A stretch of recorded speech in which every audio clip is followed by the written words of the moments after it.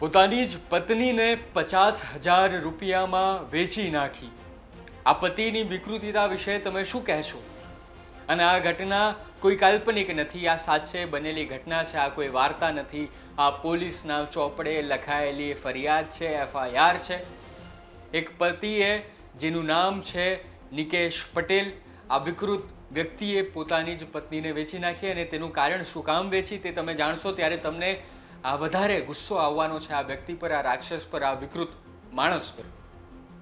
તેણે તેની પત્નીને ફક્ત એટલા માટે વેચી નાખી કારણ કે તેને આ પત્ની ગમતી નહોતી, તેને તેની પત્નીમાં રસ નહોતો, સામાજિક રીતે ડિવોર્સ શક્ય નહોતા। તે જાણીને આ લફંગાએ એવું તે કૃત્ય કર્યું કે આ પરિણીત મહિલા હતી તેની જિંદગી દોઝખ બનાવી નાખી। તેણે તેના જ મિત્રોને આ પોતાની પત્ની હતી આ પરિણીત મહિલાને વેચી નાખી અને 50,000 રૂપિયા તેની કિંમતે માંગી। તે પત્ની પર, તે મહિલા છે, તે દીકરી છે, તે બહેન છે, તેની પર શું હાલત થઈ હશે તે તેની સિવાય બીજું કોઈ ન જાણી શકે। અને 7 દિવસ સુધી જે ખરીદનારા હતા તે તેના જ મિત્રો હતા। 7 દિવસ સુધી તેને ગોંધી રાખવામાં આવી અને ત્યારબાદ તેના જે સોનાના બુટ્ટી હતી કાનમાં પહેરવાની તે પણ વેચી નાખવામાં આવી। પણ પોલીસે આખો ભાંડો ફોડ્યો કઈ રીતે? કારણ કે 11મી મે 2026 આજ નિકેશ પટેલ જે પતિ છે તે પોલીસ સ્ટેશનમાં આવ્યો હતો અને એવી ફરિયાદ નોંધાવી હતી કે તેની પત્ની તો ગુમ થઈ છે। તો પછી કઈ રીતે આખો ભાંડો ફૂટ્યો તે આજે આપણે વાર્તા કરવાના છે, આજે આખી માહિતી તમને આપવાનું છું। નમસ્કાર, તમે જોઈ રહ્યા છો ગુજરાત તક અને હું છું કૃણાલ। સૌથી પહેલાં વાત કરી લઈએ, પાલનપુરમાં પોલીસ સ્ટેશનમાં ફરિયાદ નોંધાઈ હતી 11મી તારીખે। નિકેશ પટેલ જેનું નામ છે, મુખ્ય ગુનેગાર છે, મુખ્ય આરોપી છે, તેણે જ પોતાની પત્નીને વેચી નાખી હતી। વેચ્યા બાદ આ લફંગાએ, આ વિકૃત વ્યક્તિએ શું કર્યું તો કે પોલીસ સ્ટેશનમાં ફરિયાદ નોંધાવી કે મારી પત્ની ગુમ થઈ ગઈ છે અને ત્યારબાદ પોલીસે ફરિયાદ નોંધી અને તેઓ તપાસ કરી રહ્યા હતા અને તેના 3-4 દિવસની અંદર જ આ જે વ્યક્તિ છે નિકેશ પટેલ તે પણ ગુમ થઈ જાય છે। તેને એવું હતું કે ફરિયાદ નોંધાવીને હું તો છૂટી જઈશ, પણ આ વ્યક્તિની થોડી વિકૃતિતા જે એટલી વધારે હતી કે તેનું દિમાગ ચાલ્યું નહીં હતું અને ત્યારબાદ તેના જે પિતા છે નિકેશ પટેલના, તેણે ફરી એકવાર પાલનપુર પોલીસ સ્ટેશનમાં ફરિયાદ નોંધાવી અને કહ્યું કે મારો દીકરો ગુમ છે અને ત્યારબાદ પોલીસ જે છે તે વધારે એક્શનમાં આવે છે।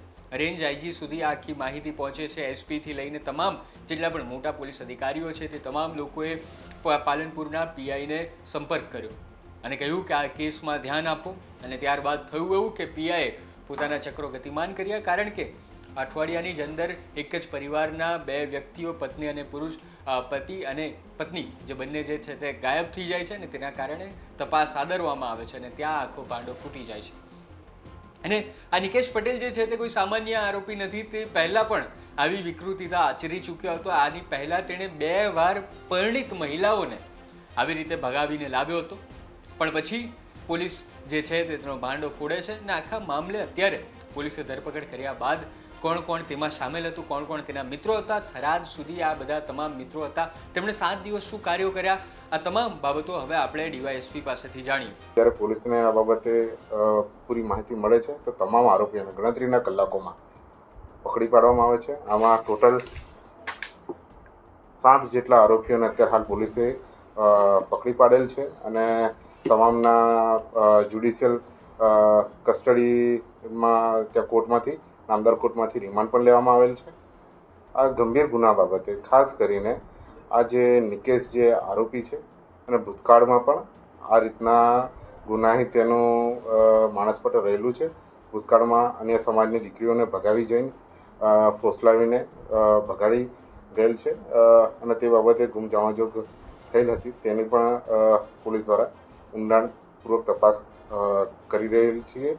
તદુપરાંત તમામ પાલનપુરની જનતાને અમારો ખાસ મેસેજ છે કે ક્યાંય પણ ઘરેલું હિંસા કે બીજા અન્ય કોઈ પ્રકારે પીડિત જે પણ મહિલા હોય, કોઈ પણ બાબત હોય તો આપણા નજીકના પોલીસ સ્ટેશનમાં કાં તો પછી જિલ્લા કક્ષાએ જે મહિલા પોલીસ સ્ટેશન આવ્યું છે પાલનપુર ખાતે ત્યાં આપ સંપર્ક કરી શકો છો। અભિયમ 112 હેલ્પલાઇન જે આપેલી છે એમાં પણ આપ પોલીસને જાણ કરી શકો છો। બનાસકાંઠા પોલીસ આપની સેવા માટે તત્પર છે અને કોઈ પણ એવા પ્રશ્નો હશે, કોઈ પણ એવા કંઈક પણ આપને સામાજિક કે આર્થિક કે પછી અન્ય ઘરેલું કે પ્રશ્નો હશે એનું પણ નિરાકરણ પોલીસ દ્વારા કરવામાં આવશે। મુખ્ય આરોપી અનેક ગુનાઓમાં સંડોવાયેલો છે, અગાઉ પણ એની સામે ફરિયાદો થઈ છે। જે મુખ્ય આરોપી જે નિકેશ છે એના પર ભૂતકાળમાં પાલનપુર પૂર્વ પોલીસ સ્ટેશનમાં નોકરચોરીનો પણ એક ગુનો દાખલ થયેલો હતો. તદુપરાંત આ જે આરોપી છે ભૂતકાળમાં પણ 2 જેટલી યુવતીઓને પણિત હોવા છતાં ભગાડી લઈ ગયેલો હતો. તે રીતનું અમારે જાણવામાં આવેલું હતું અને જે બાબતે અમે રેકર્ડ પર તમામ વસ્તુ લીધેલી છે.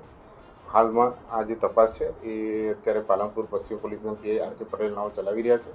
આ બાબતે તમામ જગ્યાના ટેકનિકલ પુરાવા, તદુપરાંત તમામ જગ્યાના પંચનામા અને જે ગુના સબબ જે અમારે જે કાર્યવાહી કરવાની હતી એ તમામ કાર્યવાહી હાલ આર.કે. પટેલ નાઓ કરી રહ્યા છે.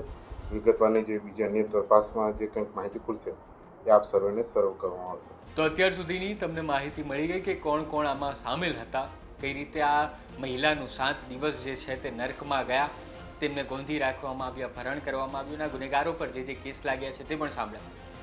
પણ આ બધું શું દર્શાવે છે? અને જો સામાજિક રીતે જોવા જઈએ, આપણી અંદર જે પુરુષ પ્રધાન વાળા જે મૂળિયાઓ જે છે તે આપણી અંદર એટલા બધા વિસ્થાપિત થઈ ગયા છે, એટલા બધા મજબૂત થઈ ગયા છે કે આપણે મહિલાઓને હજી પણ એક વસ્તુ સમજીએ છીએ.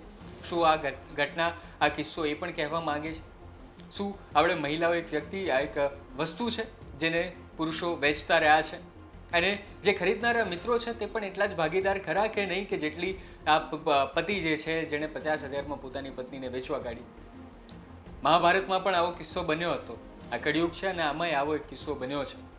પુરુષો કેટલા બદલાયા છે તે ખબર નથી, પણ આ ક્રાઇમ મુદ્દે, આ ઘટના વિશે તમારું શું કહેવું છે તે તમે અમને કોમેન્ટમાં જરૂર જણાવજો. જોડાયેલા રહો ગુજરાત તક સાથે અને રજા આપો. હું છું કૃણાલ. ધન્યવાદ.